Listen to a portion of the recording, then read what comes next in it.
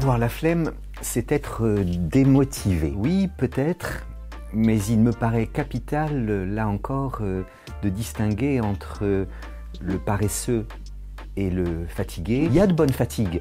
La bonne fatigue, c'est la fatigue du sportif vainqueur. C'est la fatigue des amoureux qui ont cueilli dans les bras l'un de l'autre toute la nuit les doux fruits d'amour. C'est la fatigue du travailleur qui aime son travail et qui, à la fin de la journée, à la fin de la semaine, à la fin du mois, a l'impression du travail bien fait. Alors tous ces personnages sont fatigués parce qu'il n'y a plus beaucoup de force en eux, mais je dirais que la joie de la victoire pour le sportif, la joie de l'amour partagé pour les amoureux, et ce qu'on pourrait appeler avec Kant le plaisir moral du devoir accompli, font qu'on est en un sens déjà défatigué.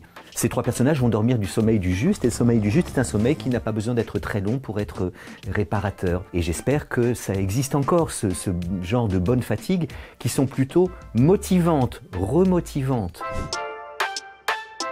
Mais il y a aussi de mauvaises fatigues, et le burn-out est la forme la plus grave de la mauvaise fatigue. C'est pas simplement une fatigue du corps, c'est aussi une fatigue de l'âme.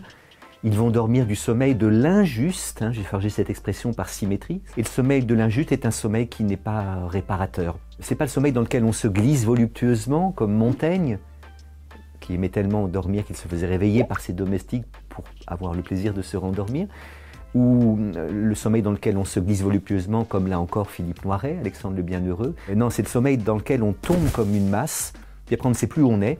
Puis ensuite, on a ces moments d'insomnie, ce que Baudelaire appelle ces vagues terreurs de nos affreuses nuits qui compriment notre cœur comme un papier qu'on froisse. Et la forme la plus grave de la mauvaise fatigue, c'est le burn-out.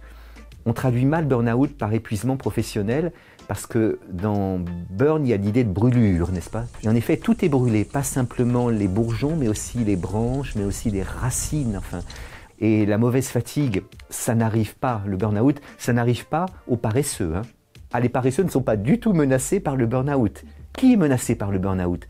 Les consciencieux. Celles et ceux qui aiment leur travail, qui essaient de bien le faire, mais qui se trouvent dans des conditions telles qu'ils s'y épuisent. Celui qui est en burn-out, c'est celui qui ne peut plus, qui n'en peut plus. Il vit le sentiment de l'impossibilité de toute possibilité.